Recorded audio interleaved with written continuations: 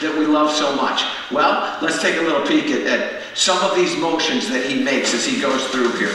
And you can see what I want you to pay attention to is what he does with the left hip, how that left hip it really isn't moving forward, it's moving around the whole way. That's what's allowing him to carry that energy right into the ball there and be very consistent. There's not a lot of hand release in his swing, it's a lot of body release, and that's really one of the things that's critical to this. So what I've got is I got a swim floating, and what we want to do is just turn on the camera and give you an idea of what happens with the lead hip. So when you get to the top of the swing, the hips are turned at about a 45-degree angle. Now there are many people that will move the hips in this fashion this way. So the swim noodle, you're going to see it just kind of move along the line that way. And there are some people that when they come in, they fall away from it. And what Eric does so well is that when he goes into the downswing, what he does is he takes this swim noodle and specifically the left side of it, and he gets it to rotate behind him. So his lead hip is spinning out right away and allowing for all this space for the club to travel down and a lot of heel weight that he gets into that motion.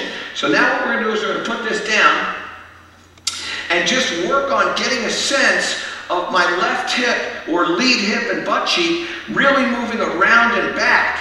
So when I start to get this to go around and back this way, now all of a sudden I'm starting to pull the upper body around and I'm letting this golf club run in front of me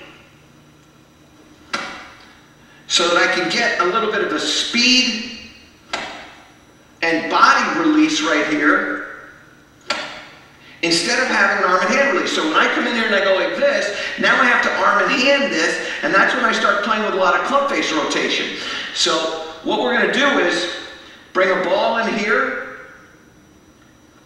and we're going to hit one very, very slowly, and just feel that hip kind of move through there, and it'll almost feel like you're dragging the club down into that strike. And I would suggest that practicing this slowly is going to give you a really nice feel of how these work together. Then you build up the speed, keep gradually building the speed up so that you're letting this hip control that motion.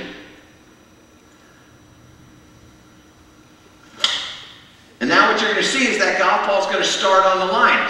You slowly, slowly, slowly build up that motion, and as you build that motion up, what's going to happen is you're going to generate a lot more club head speed, a lot more consistency, and you're going to find that you're going to strike the ball in the center of the club face. You're not going to be playing this windshield wiper golf anymore, all because that lead hip is getting out of the way, just the same way as Eric Compton.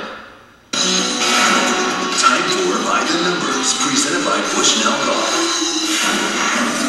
All right, so we've got a question here for you.